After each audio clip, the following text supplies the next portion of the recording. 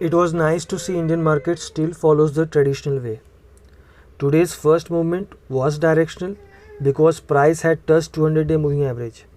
When I was new and learning the basics from my trainer, he used to say when the trading was done manually through brokers, everyone used to calculate 200-day moving average for entry and exit from a stock. Today was exactly that same day when price action was not between levels but between 200-day moving averages under 30 minutes time frame and under 5 minutes time frame. As you can see here, this is the 30 minutes time frame on your screen. Price retraced touching 200-day moving average early in the morning.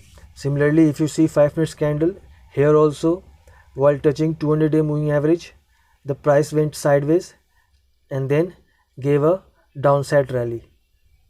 I hope you made a good profit today. Hey guys, welcome to another video from Vega Stocks. In this video, we will analyze today's price action of Bank Nifty and then we'll try to predict for tomorrow. But before we start, a disclaimer, this video is only for educational purposes and we do not provide any recommendation or tips. If you are new, then please like, share and subscribe to this channel and don't forget to hit the bell icon. We upload detailed analysis of Bank Nifty's price action along with prediction on a daily basis and educational videos over weekend. So let's first analyze today's price action in Bank Nifty. What a day it was. I made a profit of 4.4 lakh today and my first trade was not profitable where I made a loss of 15,000 approximately.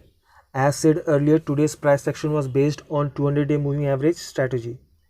If anyone is new and watching this video for the first time, please make a note of this strategy and remember this way of price action happens once in a quarter. So you should prepare accordingly in future. In this strategy, when you see price action respecting 200-day moving average of higher time frame, especially 30 minutes time frame, always in Bank Nifty as per my experience,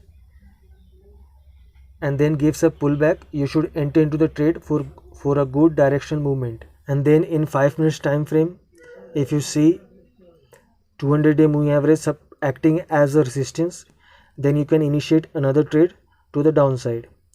Well, we all tend to forget this traditional way of trading because it repeats once in a quarter. Let me simplify for you guys. If you are following my video yesterday, we discussed if price breaks 34,900, then only we will initiate a fresh put position. And on the upper side, if 35,222 level is broken, then only we will initiate a call position. But today market opens flat and then goes down and could not break 34,900, hence there was no point to make an entry. The third candle showed a clear sign of reversal with huge volume. Hence, you could have entered when price crosses yesterday's closing price, and when the price was consolidating at around 35,433 levels, as you can see the screen, you should have exited the trade. Now you will say there was no sign of reversal at this point, then why to exit? Yes, you are right, but I have the logic behind this. 35,450 was the level when yesterday market made a bigger downside rally. So this will act as a resistance for sure, and price should have broken this level to confirm continuation of bull trend, but it didn't. So this was first point to be noticed. Second point is, if I consider these three red candles as retracement, then fourth green candle was the indication that 35,343 is also acting as a strong resistance. This can be seen here on 7th June, the swing low. This is the swing low which was acting as a strong resistance. Okay, so booking profit was a better option, and then making a fresh call entry could have been only if price breaks 35,433 levels. Now, second trade, which was a jackpot trade for the day. As I always say, market works in two sessions. First from 9:15 to 12 and second from 12:30 to 15:15. So at 12:15, this green candle tried to break 35,343 levels but failed. Then you can see an inside candle and breakout of the low of inside candle. This was the first sign of reversal. Then at around 12:45, if you see this doji green candle, this could not even cross 20-day moving average, and if you don't follow moving average, then it could not cross 12:15's candle high or even touch that level. So this was a clear sign of a reversal pattern. If you see, the opening and closing price of this candle covers previous candles highs and low.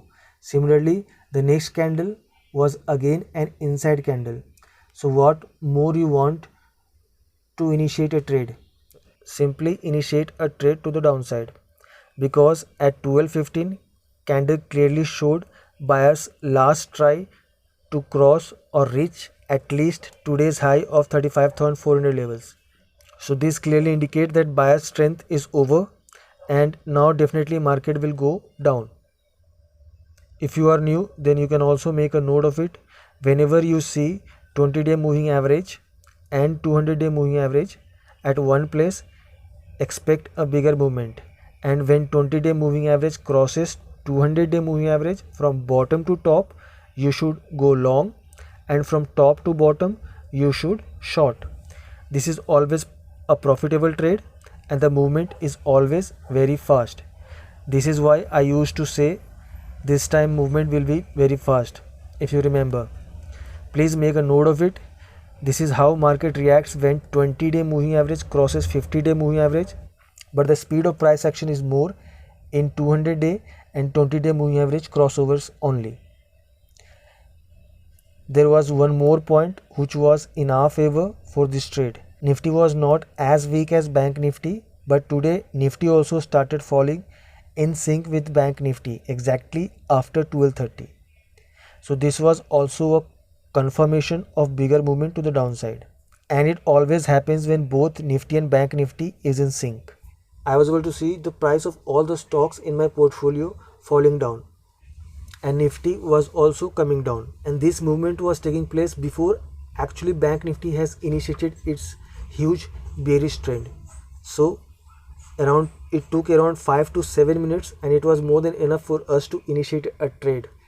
I hope you understand each and every bit of today's analysis. To make it very clear to your mind, you can watch this video again. Now let's try to predict for tomorrow. Well, my view for tomorrow is neutral to downside movement, and this is as per current option chain analysis and as per price action.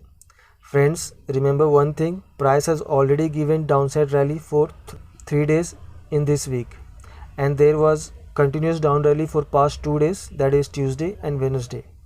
So don't expect a bigger move, at least in the first half of trading session. Volatility of the market has also increased, and this is due to 200-day moving average. So there is no surety that it can't be volatile tomorrow.